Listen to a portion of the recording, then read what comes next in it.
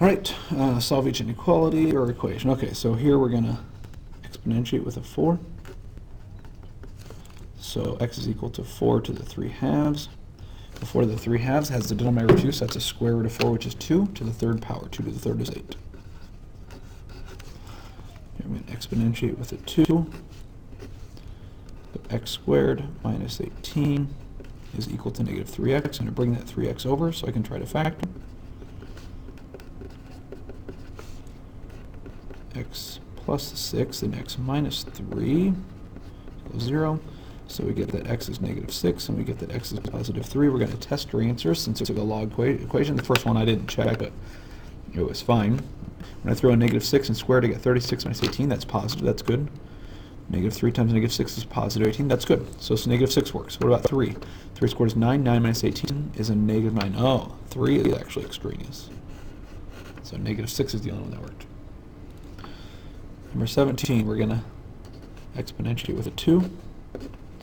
So 4x minus 6 must be greater than 2x plus 8. Subtract 2x, add 6, divide by 2.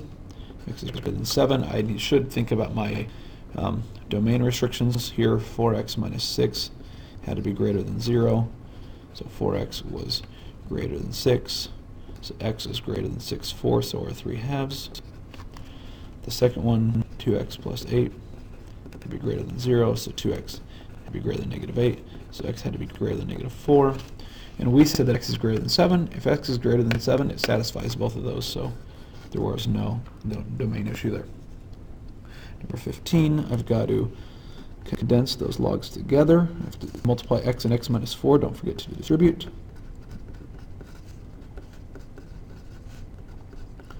Now I can exponentiate with a 4. So x squared minus 4x is equal to 5. Subtract my 5. Factor.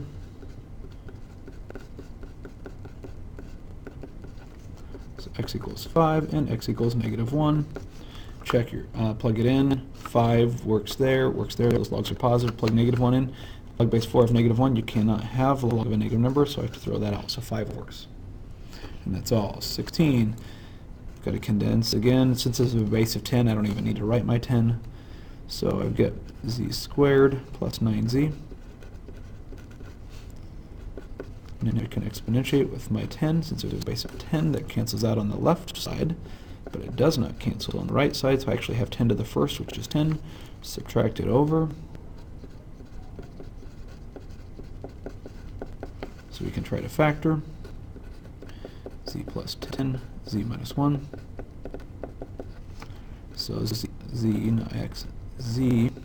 equals negative 10, and z equals positive 1. Let's test it. You can't do a log of negative 10, so I can throw that out. The 1 is going to work in both of them, so 1's our answer. Condense again in 17. X squared plus 5x. Now exponentiate with your 6. So x squared plus 5x is equal to 6 squared, which is 36. Subtract it over. 4 and 9, so x plus 9. And x minus 4 is equal 0, so x equals negative 9 and x equals positive 4. Test them out. Negative 9 doesn't work. 4 does. Number 18. Condense. It's a subtraction this time. It's a base of 10, so I don't want the base. It's subtraction, so I have to do 18 over 3x. Now I can exponentiate with my 10. Cancels out the logs on both sides. 18 over 3x can simplify to 6 over x equals 2. You might want to think of that as 2 over 1 and do cross products. So 2x equals 6. So x is 3. There's no domain issue there. Number 19 rather, I've got a log base 8 both sides, so log base 8 the left side, leaving with x plus 1. Log base 8 the right side, I'll have to subtract 1. So we can plug that in your calculator, and we should get that x is about 0.6356. Number 20, we'll log base 6 both sides. You have to square root, and then you also have to do plus minus.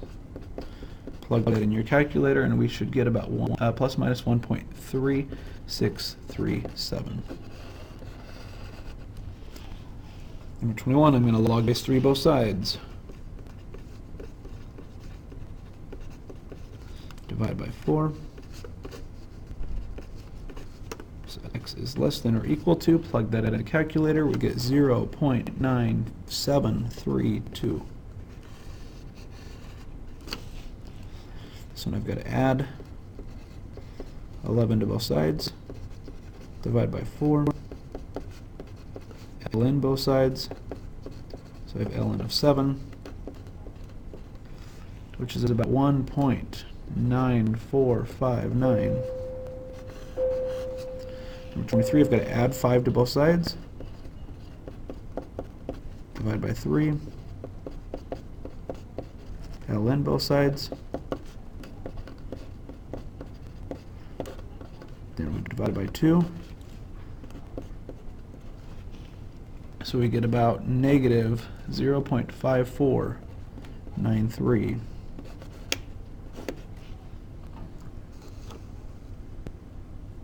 Number 24, I'm going to subtract 2 from both sides.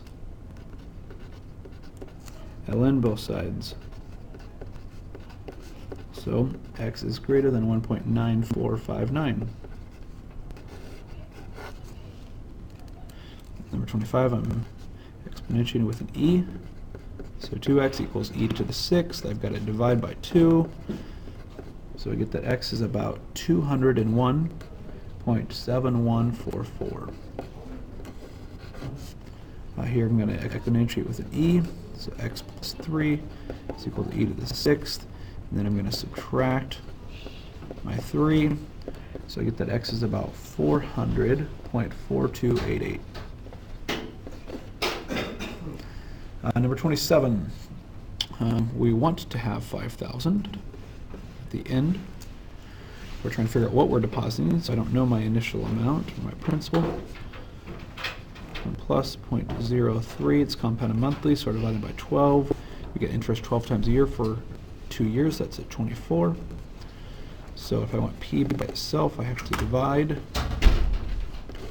by that parenthesis, 1 plus 0.03 over 12 to the 24th. We can plug that in the calculator, and then we can round to the nearest penny. We get $4,709.18.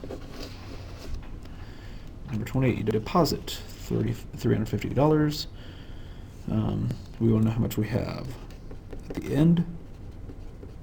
It's compounded continuously, so it's e to the interest rate, change it to a decimal. We're going for 8 years. So you can plug that into the calculator just like that to get your final amount. We will have $452.11. Number 29, we're going to deposit $2,000. We want our money to triple, so we're going to end with $6,000. Compounds continuously, so e to the 0.064. We don't know time, we're trying to measure that. First thing we do is divide by 2,000. So to get t out of the exponent, I'm going to natural log both sides.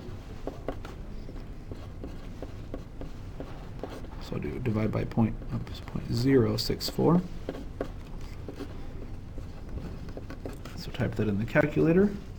It's approximately 17 years. Number 30, half-life of 32 years. So we don't know our initial amount, but at half-life it'll be half of that. So if our initial amount was A, we have half of A. It's decaying, so it's negative K, and it took 32 years for that to happen. First thing I do is divide by A, those cancel. Then I can ln both sides, leaving me with negative 32K. So we can divide by negative 32. And so we see that K is about 0.0217. And so then our equation y equals a times e to the negative 0.0217t. And last question, number 31.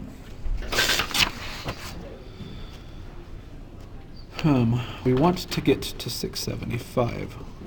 We're starting at 10. It's exponential growth.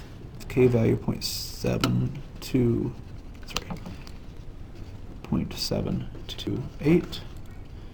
Trying to figure out how much time. First thing I do is divide by 10. And I'm going to natural log both sides. I don't care about simplifying this fraction. And then natural log will take out the e. So 0.728t divided by 0.728. And we see that it will take about 5.8 days, or you could probably call it about 6 days.